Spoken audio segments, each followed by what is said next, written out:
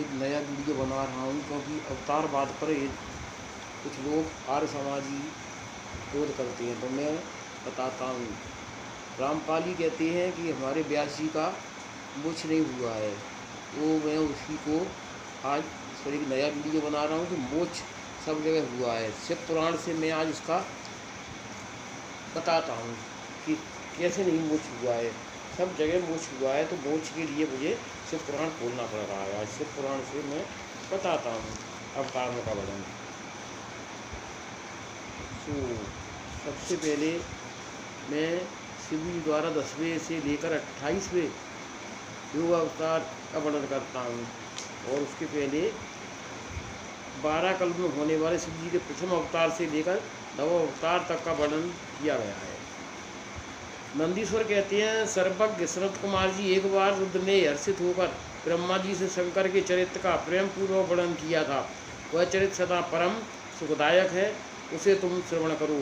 यह चरित्र इस प्रकार है। शिव जी ने कहा, ब्रह्मन 12 कल्प के 7वें मनवंतरम में संपूर्ण लोगों का प्रकाशित करने वाले भगवान कल्पेश्वर जो तुम्हारे प्रपौत्र हैं, वे वत्स मनु के पुत्र होंगे। तब उस मनवंतर की चतुर्योगिनियों के किसी द्वापर युग में मैं लोगों पर अनुग्रह करने तथा ब्राह्मणों का हित करने के लिए प्रकट होगा। देखिए, प्रकट होती हैं भगवान जी। ब्राह्मण युग प्रवृत्ति के अनुसार उस प्रथम चतुर्योगी के प्रथम द्वापर में जब प्रभु स्वयं ही व्यास होंगे, तब मैं उस कलयुग के अंत में ब्राह्मणों की हितार्थ शिव असहित श्वेत नामक महामुनि होकर प्रकट होऊंगा। उस समय हिमालय के रमणीय शिखर छागड़ नामक पर्वत श्रेष्ठ पर मेरे शिखाधारी 4 शिष्य उत्पन्न होंगे।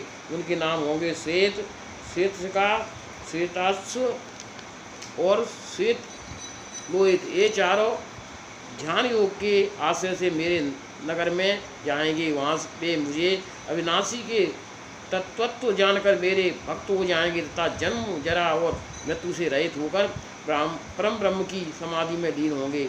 वत्स पितामह, उस समय मनुष्य ध्यान के अतिरिक्त कर्म हेतु साधनों में मेरा दर्शन नहीं पा सकेंगे। दूसरे द्वापर में प्रजापति सत्य व्यास होंगे। लेकिन दूसरा यहाँ हो रहा है व्यास जी का जन्म।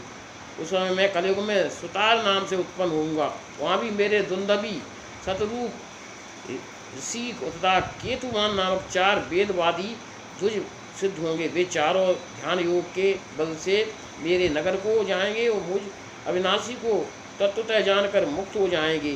तीसरे द्वापर में जब भार्गव नामक व्यास होंगे, तीसरे देखिए व्यास जी का नाम हो रहा है, भार्गव नामक व्यास होंगे, तब मैं भी नगर के निकट ही दमन नाम से प्रकट होऊंगा।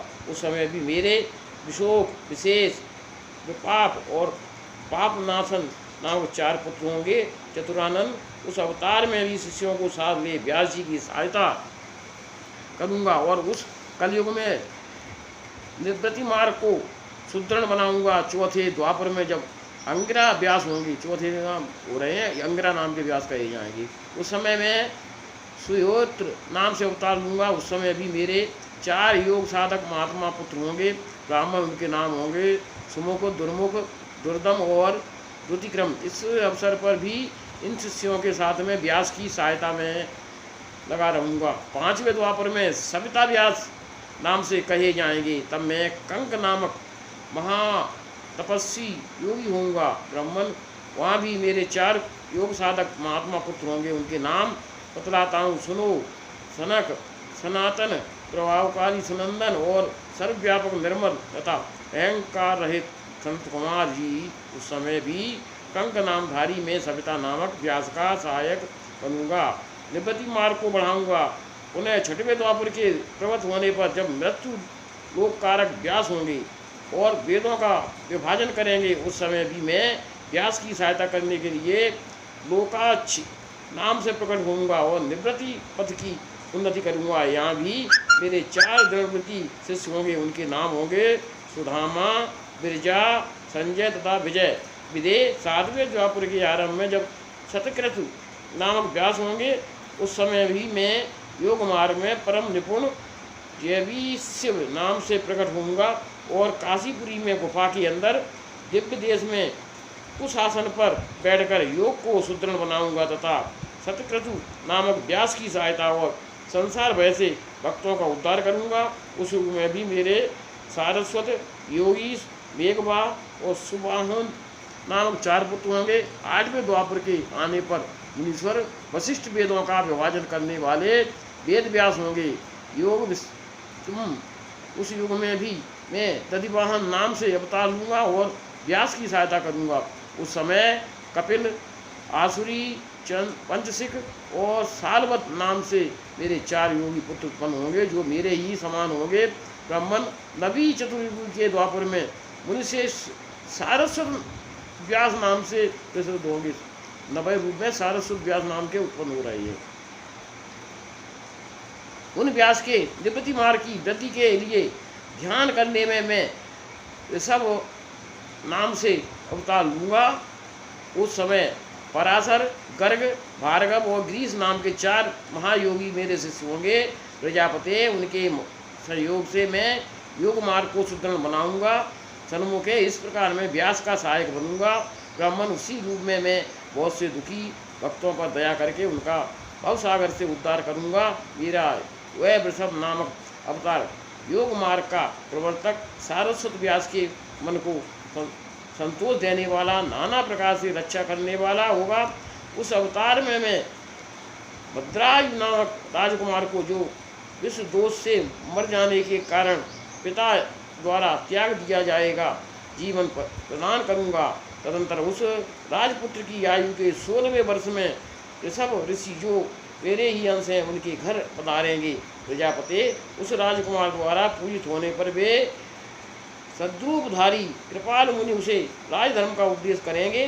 तत्पश्चात वे 3 वत्सर मुनि हर्षित चित्त से उसे दिव्य कवच, शंख और संपूर्ण शत्रुओं का विनाश करने वाला एक चमकीला खड़ग प्रदान करेंगे। फिर कृपा पूर्वक उसके शरीर पर भस्म लगाकर उसे 12,000 हाथियों का बल भी देंगे जो माता सहित भद्रायु को भली भांति आश्वासन देकर तथा उन दोनों द्वारा पूजित हो प्रभावशाली वृषभ मुनि स्वेच्छा अनुसार चले जाएंगे। ब्राह्मण तब राजर्षि भद्रायु भी रिपुगणों को जीतकर और कीर्तिमालिनी के साथ विवाह करके धर्मपूर्वक राज्य करेगा। उन्हें मुझ शंकर का वह ऋषभ नामक नवा अवतार ऐसा प्रभाव वाला होगा। वह सत्पुरुषों की गति तथा दीनों के लिए बंधुसा हितकारी होगा। मैंने उसका वर्णन तुम्हें सुना दिया। यह ऋषभ चरित्र परम पावन, महान तथा स्वर्ग, यश और आयु को देने वाला है, अतः इसे प्रयत्न पूर्वक सुनना चाहिए। संक्षिप्त शिव पुराण पेज नंबर 445 पर इसका वर्णन दिया हुआ है। और देखिए व्यास की उन्नति मोक्ष सब जगह हुआ है। गणन पुराण में एक वो लोग बताते हैं कि व्यास जी का मोक्ष नहीं हुआ है। व्यास जी के अवतार कितने हुए हैं, मैं अभी तो उनके 28 अवतारों का वर्णन बताऊंगा। इसके बाद अभी तो 9 अवतारों का बताया है। सब जगह उनका मोक्ष हुआ है। भगवान शंकर ने स्वयं उनकी सहायता की है, मोक्ष हुआ है उनका। ये सब जगह इसका वर्णन है। आज बस इतना ही। कल मैं फिर एक नया वीडियो लेकर आऊँगा, उसका मैं वर्णन करूँ। ओम नमः शिवाय। ओम